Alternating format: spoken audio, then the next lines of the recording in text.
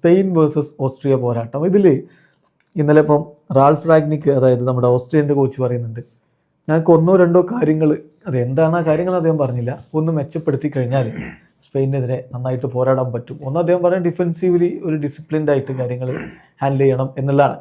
അപ്പോൾ സ്പെയിന് മറ്റൊരു കാര്യം കൂടിയുണ്ട്. 2010 വേൾഡ് കപ്പ് നേടിയതിന് ശേഷം ഒരൊറ്റ വേൾഡ് കപ്പിലും നോക്കൗട്ടിലൊരു വിജയം അവർക്ക് കിട്ടിയിട്ടില്ല. സ്പെയിന് മാത്രമല്ല, 2006, 2010, 2014 ഈ 3 ലോകകപ്പുകളിൽ ജേതാക്കളായിട്ടുള്ള ടീമുകൾ പിന്നെ അതിനുശേഷം നോക്കൗട്ട് സ്റ്റേജിൽ വിജയിച്ചിട്ടില്ല. ജർമ്മനിയാണെങ്കിൽ ഇറ്റലി പിന്നെ വേൾഡ് കപ്പിന് വരാറില്ല. അതേപോലെ തന്നെ ഇപ്പോൾ അതാണ്.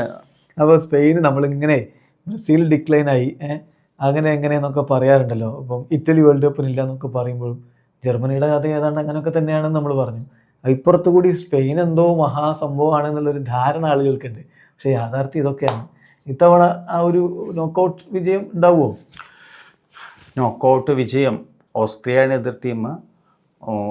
ഓസ്ട്രേലിയ ഹൈ പ്രസ് ചെയ്തിട്ട് കളിക്കുന്ന ടീമാണ്. അർജന്റീനയായിട്ട് മെസ്സിയുടെ ഒരു വ്യക്തിഗത മികവിലാണ് അർജന്റീന ജയിക്കുന്നത്. നല്ല പ്രസ് ചെയ്തിട്ട് കളിക്കാൻ ഇഷ്ടപ്പെടുന്ന അങ്ങനത്തെ ടീമാണ് ഓസ്ട്രിയ പൊതുവെ.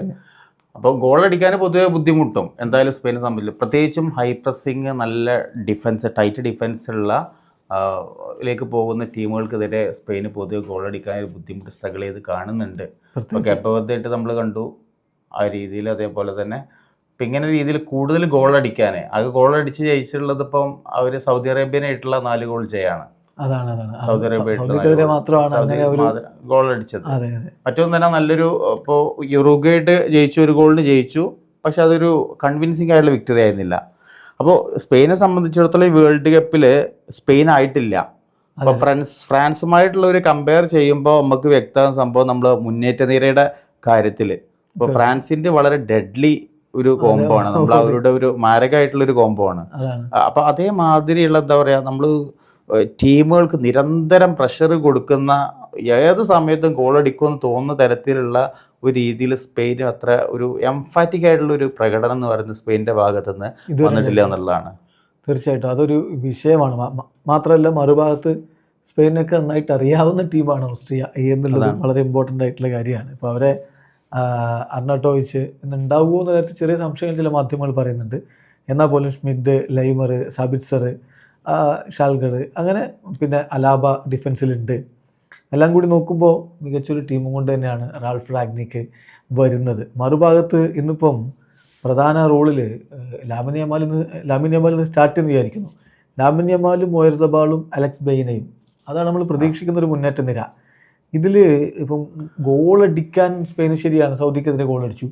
അതിനപ്പുറത്തേക്ക് ഈ 3 പേരുടെ മുന്നേറ്റ നിരയിൽ പിന്നെ ഒൽമോ സപ്പോർട്ട് ചെയ്യാൻ വേണ്ടി ഉണ്ടാവും. അപ്പോൾ ആര് വരും, എന്തായിരിക്കും, ആരായിരിക്കും ഗോളുകൾ അടിക്കാനുള്ളത്? അതാണ് സ്പെയിനെ സംബന്ധിച്ചുള്ളത്. സ്പെയിൻ ഇപ്പോൾ ഡിഫൻസിന്റെ കാര്യത്തിൽ നിലവിൽ പരീക്ഷിക്കപ്പെട്ടിട്ടൊന്നുമില്ല. കൂടുതലായിട്ട് അവരിപ്പോൾ ക്ലീൻ ഷീറ്റാണ് കളികളിലൊന്നും, ഗോളൊന്നും വഴങ്ങിയിട്ടില്ല. പക്ഷേ ഈ ആക്രമണത്തിലേക്ക് വരുമ്പോൾ കൂടുതൽ ആരെ ഗോളടിക്കുക എന്നതിനെ കുറിച്ച് ഇപ്പം നമ്മൾ കഴിഞ്ഞ കളിയിലൊക്കെ ഓൾമോ വരുമ്പോൾ ഒന്നുകൂടി മുന്നേറ്റത്തിൽ ഒന്നുകൂടി ഒരു വിഗറായിട്ടുള്ള രീതിയിൽ വരുന്നുണ്ട്. ഒന്ന് ആക്റ്റീവായിട്ട് നല്ല എന്താ പറയുക. അപ്പോൾ അവരെ സംബന്ധിച്ചിടത്തോളം ഈ സ്ട്രൈക്കർമാർ ഇപ്പോൾ നമ്മുടെ ടോറസ് ആണ് ഒന്ന് സ്ട്രൈക്കറായിട്ട് വരുന്നത്. ഫെറാൻ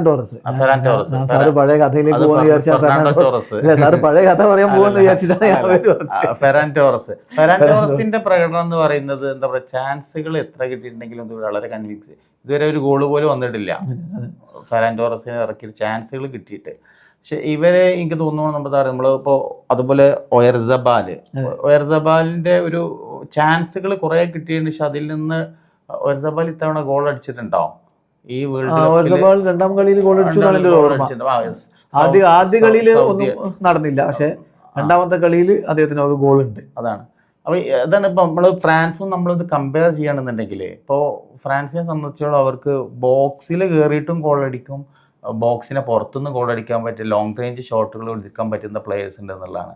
അപ്പോൾ സ്പെയിനെ സംബന്ധിച്ചോളം ഈ രീതിയിൽ എന്താ പറയുക, ഇപ്പം ഇങ്ങനെ ഡീപ്പ് ബ്ലോക്കിൽ വരുന്ന നല്ല ഡിഫൻസ് വരുന്ന ടീമുകളായിട്ട് അത് എങ്ങനെ കൈകാര്യം ചെയ്യണം, കടന്നിട്ട് ഗോൾ അടിക്കാൻ പറ്റണം എന്ന രീതിയിലേക്ക് ഒരു പ്ലാൻ ബി അവരെ സംബന്ധിച്ച് ഉണ്ടാവണം.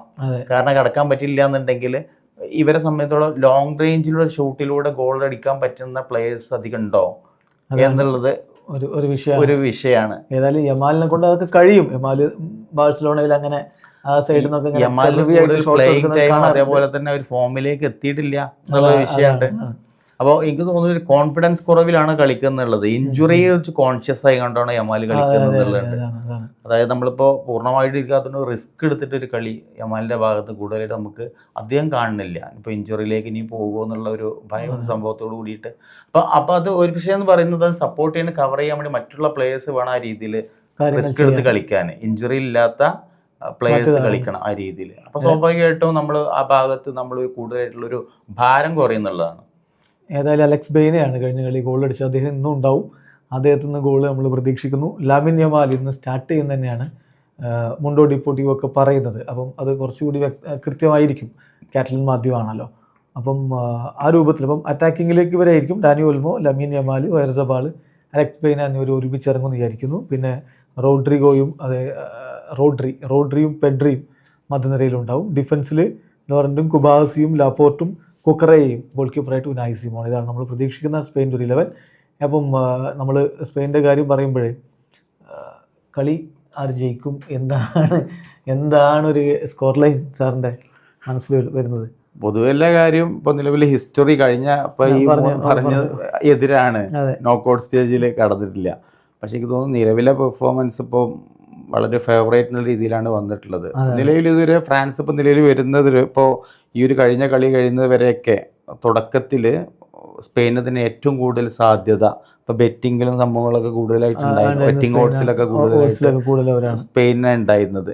പക്ഷെ ആ ഒരു സാധ്യത കുറച്ച് മങ്ങിയിട്ടുണ്ട്. ഫ്രാൻസിനാണ് കൂടുതലായിട്ട് റെഡ് ഹോട്ട് ഫേവറേറ്റ്സ് ഇപ്പോൾ ഫ്രാൻസാണ്. അപ്പോൾ നിലവിൽ സ്പെയിനെ സംബന്ധിച്ചിടത്തോളം പക്ഷെ ഇങ്ങനെയൊക്കെ ഉണ്ടെങ്കിൽ പോലും ഈ നോക്കൗട്ട് ഇത് കടക്കുന്നാണ് എനിക്ക് തോന്നുന്നത്. കളി ജയിക്കും. ഓസ്ട്രേലിയ ജയിക്കും. എന്താണ് സ്കോർ ലൈൻ പ്രഡിക്റ്റ് ചെയ്യുന്നത്? സ്കോർ ലൈൻ പ്രഡിക്റ്റ് ചെയ്താൽ എന്താണ്? ഒരു 2-0. 2-0. ഓക്കെ, 2-0 സ്പെയിൻ ജയിക്കുന്നതാണ് സാറ്.